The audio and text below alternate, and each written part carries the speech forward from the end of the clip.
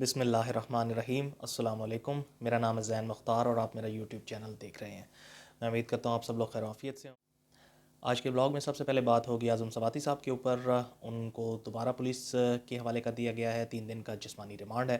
اس کے علاوہ بات ہوگی کاف لیگ نے کچھ میسج دیا ہے پاکستان تحریک انصاف کو۔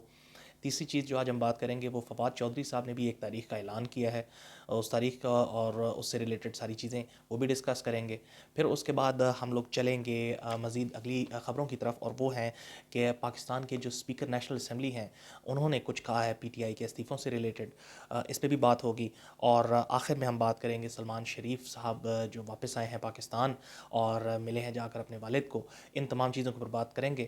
تو باقاعدہ آغاز کرتے ہیں اپنے بلاگ کا۔ سب سے پہلی چیز جو ہے وہ ہے اعظم سواتی صاحب۔ اعظم سواتی صاحب آپ کو پتہ ہے کہ پاکستان تحریک انصاف سے ان کا تعلق ہے، سینیٹر ہیں اور 75 سال ان کی عمر ہے۔ پی ٹی آئی والے جو ہیں وہ یہ کہتے ہیں کہ ہمارے جو ممبر ہیں ان کے ساتھ بہت زیادتی ہو رہی ہے، لیکن یہ یاد رکھنا چاہیے، میں اپنے پچھلے بلاگس کے اندر بھی یہ بات کہتا رہا ہوں کہ اعظم سواتی صاحب کو ایج کا بینیفٹ ضرور دینا چاہیے اور ہر ایک کو اس کی رائے جو ہے وہ دینے کا اختیار بھی ہے آئین کے تحت اور ویسے بھی ہیومن رائٹس بھی۔ لیکن اگر اس کی وہ رائے کسی اور کی دل آزاری کرتی ہے یا ملک کے اندر منافرت اور انتشار پھیلاتی ہے، جیسا کہ اعظم سواتی صاحب کی جو ٹویٹس ہیں جس میں انہوں نے سابق آرمی چیف اور فوج کے ادارے اور انٹیلیجنس ایجنسیز اور مختلف افسران کے بارے میں جو کچھ کہا، اس سے پاکستان میں انتشار پھیلنے کا خدشہ تھا۔ تو یہ ساری چیزیں ہیں جن کے اوپر اعظم سواتی صاحب کے اوپر مختلف ایف آئی آرز ہوئیں۔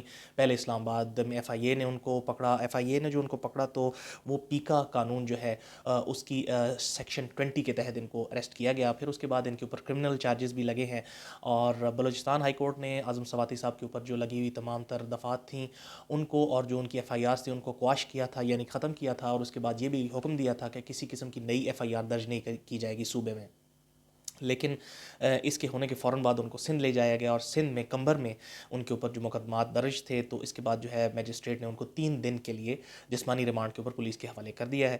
اب 3 دن کے بعد دیکھتے ہیں کہ مزید اس چیز کے اندر کیا ڈیولپ۔ دوسری سب سے امپورٹنٹ چیز جو ہے وہ ہے پاکستان مسلم لیگ کاف۔ آپ کو پتہ ہے کہ وہ حلیف جماعت ہے پی ٹی آئی کی، پنجاب میں حکومت ہے، چیف منسٹر یعنی کہ وزیر اعلیٰ پنجاب جو ہیں وہ ہیں چودھری پرویز الہی۔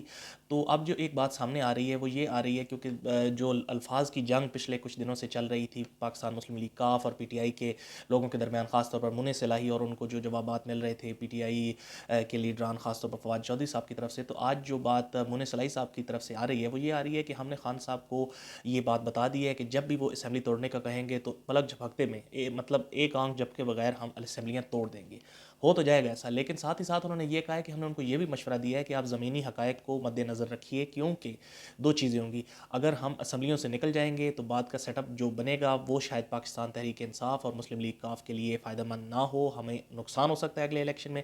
اور اس سے اگلی جو چیز انہوں نے کہی، انہوں نے کہا کہ آپ کے لیے پنجاب کے اندر رہنا بھی بڑا مشکل ہوگا۔ میں یہ چیز بار بار ریپیٹ کرتا آ رہا ہوں، اور یہی چیزیں جو ہیں مونس الہی نے بھی اپنے جو بیان ہے اس میں کہا۔ اب اس کا جو جواب آیا ہے وہ ذرا سا مختلف ہے اور تھوڑا جامع بھی ہے۔ فواد چودھری صاحب نے سب سے پہلی بات تو یہ کہی کہ 20 دسمبر تک اگر پی ڈی ایم کی حکومت نے کوئی حتمی تاریخ الیکشن کی نہ دی تو اسمبلیاں تحلیل کر دی جائیں گی۔ خان صاحب بھی روزانہ کی بنیاد پر لوگوں کے ساتھ انٹریکٹ کرتے ہیں، بات چیت کرتے ہیں، خطاب کرتے ہیں۔ آج وہ کہہ رہے تھے میری گھڑی ہے، میری مرضی، میں اس کو بیچوں یا جو مرضی بھی کروں۔ بہرحال وہ روزانہ کی بنیاد پر جو لوگوں کے ساتھ ملتے ہیں تو اس کے اندر بھی یہی میسج آ رہا ہے کہ ہم دسمبر کے اندر جو ہے وہ اسمبلیاں تحلیل کر دیں گے۔ لیکن ساتھ ہی ساتھ خان صاحب نے یہ بھی کہا ہے کہ پرویز الہی نے ان کو کہا ہے کہ اگر پنجاب کی اسمبلی کچھ دیر تحلیل نہ کی جائے تو یہ فائدہ ہو سکتا ہے۔ اس کا مطلب ہے کہ کچھ ایسی چیزیں ہیں جو بیچ میں چل رہی ہیں۔ دیکھنا یہ ہے کہ پی ٹی آئی اور پاکستان مسلم لیگ کاف جو ہے یہ کتنی دیر تک یہ جو ایک الائنس ہے یہ چلتا ہے، کیونکہ نیچرل الائنس نہیں تھا، یہ ایک دوسرے کے فوائد کو دیکھ کر بنا ہے۔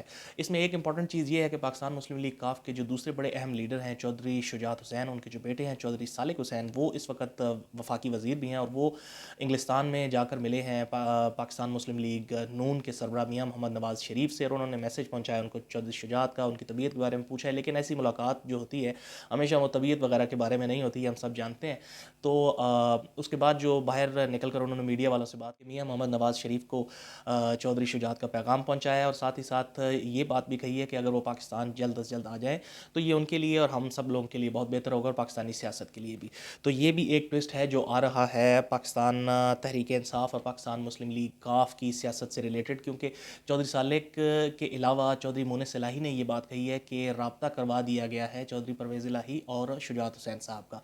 अब ये राब्ता जो है वो पुराने जो ताल्लुकात हैं उनको बहाल करने के लिए है या वैसे है, ये सारी चीज़ें भी जो है ये चौधरी मोनिस इलाही आजकल बड़े एक्टिव। के अलावा जी स्पीकर नेशनल असम्बली जो है राजा परवेज़ अशरफ साहब, आजकल हमारी जो नेशनल असम्बली उससे रिलेटेड कुछ खास खबरें आती नहीं हैं, लेकिन वो एक तकरीब में शिरकत उन्होंने की और उसके बाद उन्होंने मीडिया से बात की और उसमें उन्होंने कहा कि मुझे पीटीआई के बहुत सारे लॉ मेकर्स यानी कि जो एमएनएज़ हैं वो पर्सनली मिले और उन्होंने कहा कि हमने तो जो है वो प्रेशर में इस्तीफ़े दिए हैं, और इसके अलावा उन्होंने ये भी कहा कि मैं उस वक्त तक इस्तीफ़े कबूल नहीं करूँगा जब तक मुझे जो प्रॉपर रूल्स एंड रेगुलेशंस हैं उनका पता चले कि इनको फॉलो किया गया है, और मुझे ये यकीन हो कि जो इस्तीफ़े दिए गए हैं वो उनकी नीयत भी थी ऐसा करने की।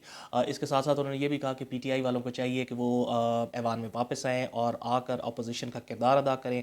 हम सब जानते हैं कि ऐसा तो बहुत मुश्किल है, खान साहब पहले ही कह चुके हैं कि वो इस सिस्टम का हिस्सा नहीं रहना। पीडीएम और पीटीआई के दरमियान जो ये एक रस्साकशी है, ये इसका नतीजा क्या निकलता है बहरहाल, क्योंकि पाकिस्तान इस सारी चीज़ के दरमियान जो है बहुत ज़्यादा नुकसान हो रहा है पाकिस्तान का और पाकिस्तानियों का, मईशत हमारी का हाल आप सबके साथ। जो इदारा है शुमारियात का पाकिस्तान ब्यूरो ऑफ स्टैटिस्टिक्स, उसने जो महंगाई के इंडिकेटर्स कल दिए हैं उससे अच्छी तरीके से अंदाज़ा लगाया जा सकता है कि पाकिस्तान में हालात बहुत ज़्यादा बुरे हैं। हमारे जो बैनुल-अक़वामी जो ताल्लुकात हैं उनके ऊपर इन सारी चीज़ों का बहुत ज़्यादा असर पड़ रहा है। हमारे जो फ़ॉरेन रिज़र्व्स हैं स्टेट बैंक के ज़र मुबादला के, उनके अंदर ख़तरनाक हद तक कमी हो रही है। तो ये सियासी इस्तेहकाम जो है होपफुली ये आने वाले दिनों में होगा और पाकिस्तान की जो इकॉनमी है वो थोड़ी स्ट्रॉन्ग होगी।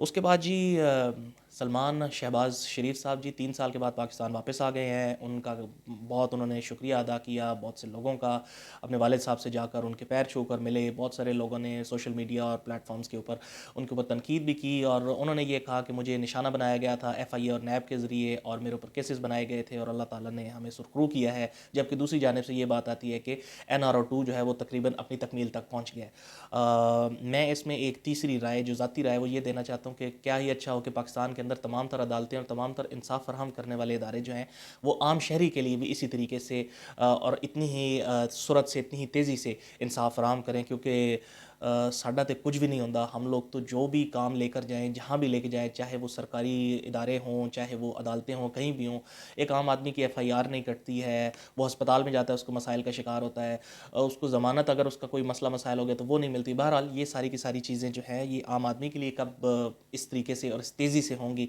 उस वक्त का भी इंतज़ार रहेगा। उम्मीद करते हैं कि पाकिस्तान भी ऐसा ही मुल्क बनेगा आने वाले वक्तों में। तारीख़ से जो चीज़ें कुछ मैं लेकर आता हूँ और अपने व्लॉग में हमेशा उनके बारे में कुछ ना कुछ ऐड करता हूँ, तो आज की जो तारीख़ है 11 दिसंबर, उसमें एक बड़े मशहूर बादशाह गुज़रे हैं। उनकी वजह शोहरत उनकी बादशाही नहीं बल्कि जिस वजह से उन्होंने अपनी बादशाही छोड़ी वो है, मैं बात कर रहा हूँ बरतानिया के किंग एडवर्ड 8 की।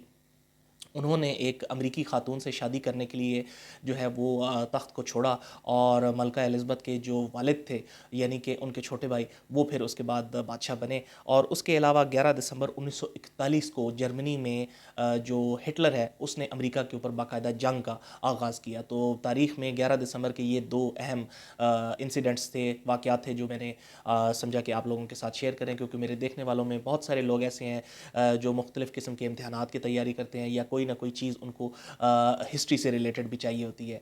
मैं उम्मीद करूँगा कि तमाम तर चीज़ों के बारे में जितनी भी इंफॉर्मेशन होती है वो फैक्ट बेस्ड हो।